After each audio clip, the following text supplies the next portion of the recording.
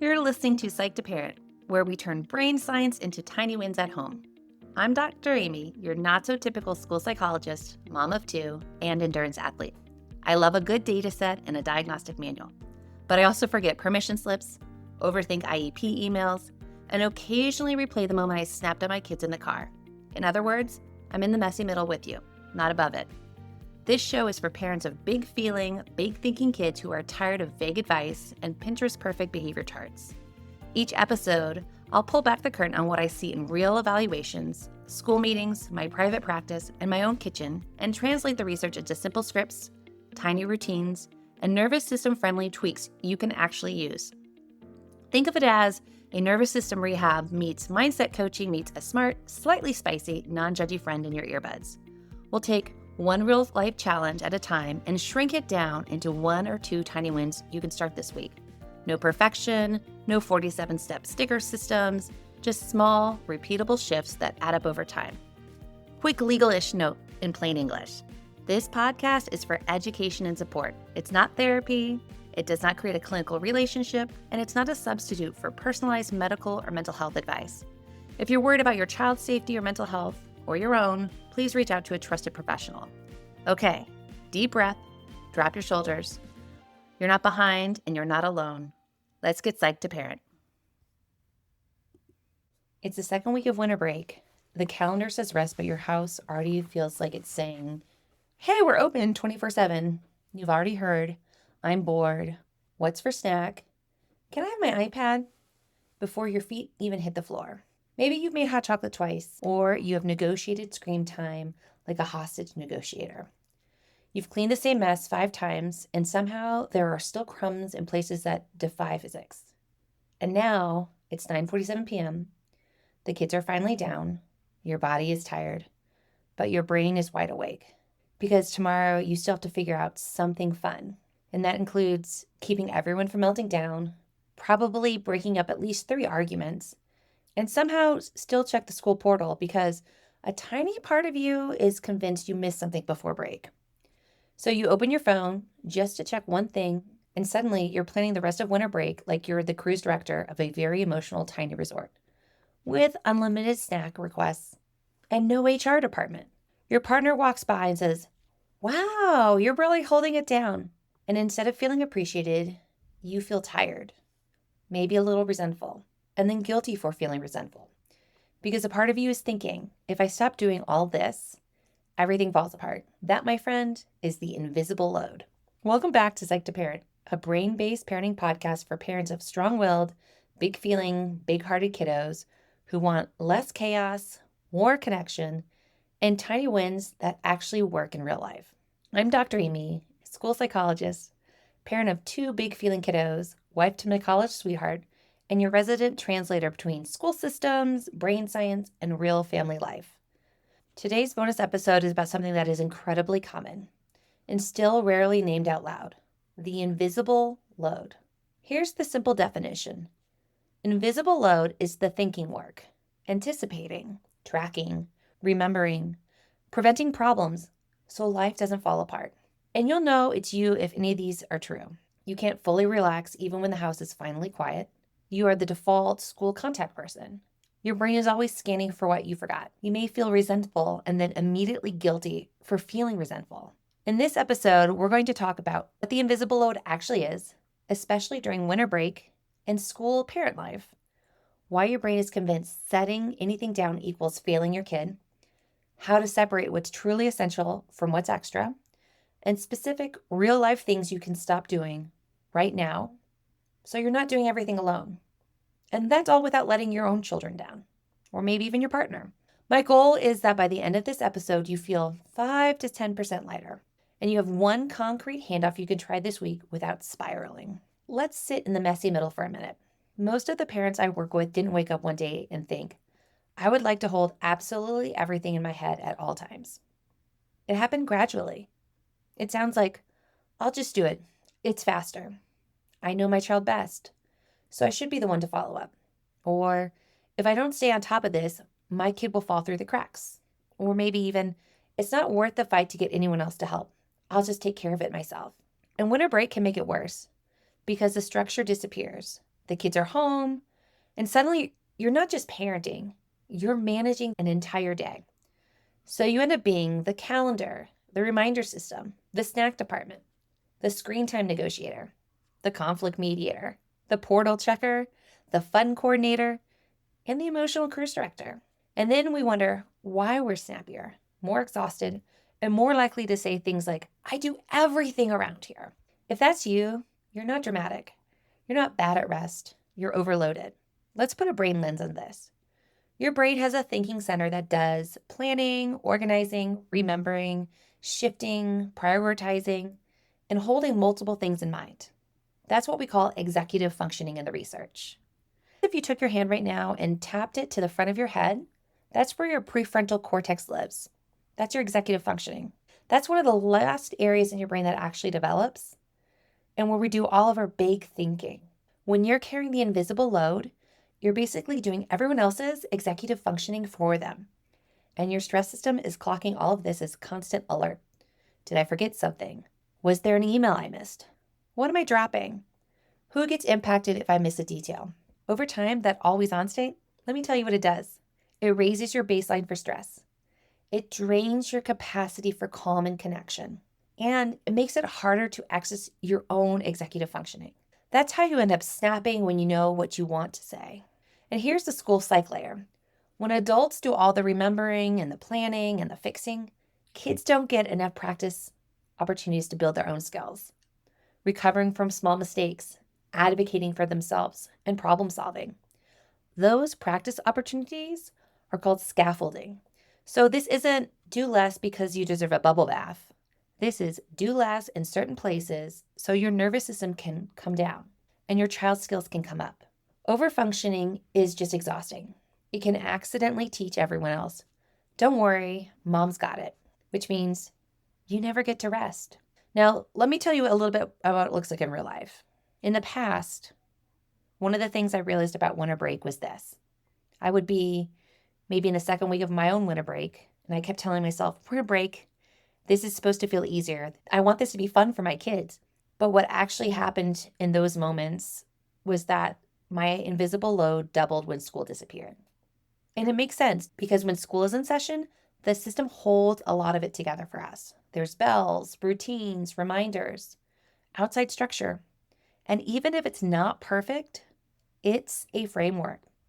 And then winter break hits and suddenly it's not just about parenting. I'm running operations. I'm tracking what day it is, how much screen time feels reasonable, when boredom is about to turn into chaos, who's getting dysregulated, what we're eating, what we're doing, and how to keep it fun without me fully unraveling. And here's the part that matters. Break magic isn't magic. It's the thinking work, coming up with it, planning it, and carrying it all until it happens. So when someone says, in the past, just relax, it's break, I'm like, I would love to, but I can't relax if my brain is holding the entire plan for everyone's day. And that's when I knew that it isn't a me problem. This is an invisible load problem. And we have to make it visible before we can share it. When you're carrying the invisible load, you're not just doing tasks. You're also trying to prevent meltdowns. You're doing nervous system management for everyone. And that's why simple frameworks matter. They give your day structure without you having to invent structure from scratch. Now here's a big kid reframe. Your invisible load isn't just tasks, it's feelings. Big feeling kiddos, especially kids who may be anxious or perfectionistic, send a lot of emotional notifications. Did you sign this? What if I forgot? Can you email my teacher? What if I mess up? What if I don't turn this in time? What's next? What are we doing? It's easy, especially if you were the responsible kid growing up, to hear that and think, it's my job to prevent every mistake. But underneath, your child might be saying, I'm afraid of messing up. I don't trust myself yet. I need scaffolding. When we respond to every notification by fixing it, preventing it, and taking it over, our kids' nervous systems learn, I can't handle this. Someone else, usually a grown-up, has to manage my life for me. When we shift and say, I'm here with you, and I'm not going to carry all of this for you, their nervous system learns, this is hard, but I'm not helpless. You setting down part of the invisible load is not abandoning your child. It's making room for their skills and your sanity to grow. Here are a few scripts that you can try and make them sound like you. Number 1, name the invisible load out loud. A lot of my brain has been holding school stuff, emails, forms, homework, due dates, and also the whole winter break plan. I love you, and I've been carrying more than one person can carry long term. I'm going to start sharing some of that. Number 2, shift from I'll remember to let's build a system. Instead of me trying to remember this is in my head, let's put it on the family calendar or whiteboard. That way, it's not just in my brain, it's something we can all see. Another script that can be really helpful for kids is if we create some sort of handoff routine. Now, there's 2 different ways to do this with kids based on age. For older kids, one of the things that might be helpful is to have a sign here basket. A lot of times, older children, especially when we look at kids in upper elementary school, middle school, have a lot of things that require parents to sign them. So you might create a sign here basket. And you can tell your child, it's your job to put anything I need to sign in this basket by 7 p.m. If it's not here, I'm going to assume there's nothing for me to sign. For younger kids, it can look a little bit different. You might create something like a backpack launch pad. So it could be something where you teach your younger children, especially kids who are in pre-K, kindergarten, maybe first or second grade, that they have a backpack launch pad. You can say something like this. After school or in the morning, you put your folder and backpack on the launch pad by the door. That's your job. And you can tell yourself, I'm not hunting for folders in the kitchen, the couch, and the car. I can share with you a personal story. In our family, we have a red chair in our dining room. And that is our launch pad for both my 2nd grader and 5th grader. Now, both children know when they come home, the expectation is backpacks on the red chair, lunch boxes on the kitchen counter. It's something that we have taught and ingrained in our kids for several years. Really, it's me putting the system in place and then everyone follows the system, which makes my executive functioning and responsibility come down while my kids' skills come up. And it's very easy and it's very seamless. If they forget, it's a very simple statement I make to my own children where I say, backpack and lunch boxes, and they know what that means. Another strategy can be looking at your partner and having some sort of handoff with him or her. Now, the nice thing about having a partner handoff is it prevents that nagging loop. Did you take the trash out? Check the folders, empty the dishwasher. It might be something like this, where you can say to your partner, I'm not asking for help. I'm asking for full ownership of one thing, from noticing it to planning it to doing it. If I have to remind you, it's still living in my brain. Let's agree on what done looks like and how we know it's handled. Another thing to think about here is we want to learn how to tolerate discomfort instead of rescuing.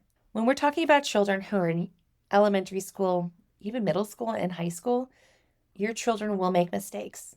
They will have opportunities where they forget to have the permission slip signed, or maybe they don't get their homework done. These are what I call cheap learning lessons. I want children to learn these lessons. And part of what we want to do as parents is that we need to learn how to tolerate discomfort instead of rescuing our children. We might say something like this. I hear that you're worried about forgetting your binder. That's a real feeling. Let's figure out what you can do about it. Do you want to set an alarm, write a note, or put it by the front door? This is the last script I'll give you, and it has to do with when you catch yourself over functioning. I just realized I was about to email your teacher for you. That's my old habit. Let's pause. I can help you think about what to say, but I'm not going to send this one. Let's do a quick school psych translation here, where I put on my school psychology brain and my parenting hat and talk about where the invisible load can get sneaky on us. So sometimes we hear schools say things like this. Your child looks fine at school, but things slip quietly. Missing work, forgotten forms, maybe things are turned in inconsistently. Now, what this often means is that usually points to executive function load, the planning, the organizing, the initiating, and not a motivation problem. A script you can send or say to the school is something like this. We're working on building independence and reducing how much school lives in my head as a parent. Can we identify the top 1 or 2 routines you want my child to own right now? And what simple structure we can use at school to support that without me being the middleman? Now, the response you get for this will look different. I would anticipate and expect a different response for a child who's in kindergarten from the teacher than I would for a child who's in 7th grade in middle school. The cool thing with this is we are trying to bridge what we're doing at home with what's occurring at school. That is collaboration, and that is a sweet spot for learning for kids. So here are some things that you can ask for. For example, you might say to the school, depending on the age and the grade, can we set a predictable communication rhythm, like one weekly summary so I don't feel like I'm having to check constantly? Can we add a consistent turn-in routine or checklist? Can we clarify which platform is the source of truth so I'm not chasing 5 apps? That's how you shift from parents doing everything to systems building skills. Before the tiny wins, here's a quick reminder. We're not aiming for a Pinterest-worthy break. We are aiming for minimum standard of care. Safe, fed, connected, and functional. That's the goal. In the previous bonus episode, I talked about move, mellow, and meet. And I also talked about having bare minimum days. Our goal as parents is when we aim for this minimum standard of care is we're focusing on making sure we're covering those basic needs. That's the goal. So let's talk about tiny wins. Tiny win number 1 portal check, not 5. Pick 1 time per week or per day if that feels safer right now to check the portal or school app. Put it on your calendar. Maybe it's Fridays at 3 p.m. for a school check. Maybe it's when you feel the 9:47 p.m. urge to remind yourself, I have a plan, Friday is my check-in. Put it on your calendar. Friday, 3 p.m. school check.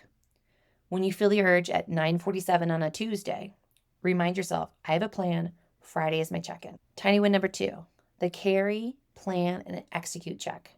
Pick 1 thing that's living in your head and ask, am I carrying it, planning it, and executing it? If yes, you don't need someone to help. You need an ownership transfer. Choose 1 piece to move off your brain this week. Tiny win number 3, move, meet, mellow. So you're not inventing the day. Winter break gets lighter when you stop reinventing the wheel. Here's a simple plan I teach. Move. It's something you do with your body. It can be outside, inside, maybe it's a walk, jumping on a trampoline, a bike ride, scooters, dance party, going to the park. I live in Florida, my kids go swimming. The next is meet. It's something where you're able to connect. It can be family time, siblings, a friend, a cousin, neighbors. Maybe it's playing a board game, going to the library. Mellow is something regulating, building with Legos, listening to an audiobook. Maybe it's doing a craft, a bath with bath bombs, or watching a movie. You don't have to do all 3 perfectly. Just aim for 1 move, 1 meet, and 1 mellow most days. That's a minimum standard of care. Safe, fed, connected, functional, and a rhythm your nervous system can tolerate. If you want a full breakdown with examples and scripts, your next listen is Winter Break Meltdowns, Why Kids Struggle Without Routine and What Helps. Here's your question for this week. If I set down just 10% of what I'm carrying for school and home, what might that make room for in my life and in my child's growth? Maybe it makes room for a little more patience at bedtime, 1 real laugh over dinner, less snapping, more skill building, more you. You don't have to drop everything. You're just loosening your grip enough to breathe. Before you go back into the chaos of your real life, do this with me. Put 1 hand on your chest, slow inhale, longer exhale, and say out loud, if you can, I don't have to carry all of this tonight. I can choose to set 1 thing down. If this episode made you feel even 5% lighter, hit follow so you don't miss what's coming next. And send it to the friend who's the default forms and emails person in their house. And if you want the done-for-you version, grab my Boredom Buster guide, a kid-friendly move, meet, mellow menu with boredom buster ideas plus calm scripts for screen time boundaries. The link is in the show notes. Last reminder, sustainability is how you show up as the parent you want to be. We'll keep taking tiny wins together. 1 portal check you don't do at 9:47 p.m., 1 responsibility you hand back, 1 ordinary winter break that feels just a little bit lighter. See you next time, friends. Thank you for hanging out with me on Psych to Parent. I'm Dr. Amy, your not-so-typical school psychologist, and I'm genuinely glad you're here doing this work instead of quietly white-knuckling it and blaming yourself. Your tiny win from today's episode is simple. Do not overhaul your entire parenting style. Pick 1 idea, 1 sentence, or 1 tiny shift and try it in a low-stakes moment this week. Then notice what changes, even if it is just by 1%. If you want more support, head over to psych2parent.com. You'll find show notes, simple scripts, and parent-friendly guides that go with these episodes. While you're there, Make sure you join the Tiny Wins mailing list so you get weekly brain-based tips, real-life examples from my work with families, and first dibs on new workshops and resources. It's the easiest way for us to stay connected beyond the podcast. If this podcast was helpful, it really does matter when you tap follow or subscribe. Leave a quick review or text it to a friend who is parenting a big feeling, big-hearted kid too. This podcast is for education and encouragement. It is not therapy, and it's not a substitute for individualized care. If you're worried about your child or yourself, please reach out to a trusted professional in your area. You are not behind. You are not broken. You are building something new, one tiny win at a time. I'll see you in the next episode, probably with a cold coffee in hand, cheering you on.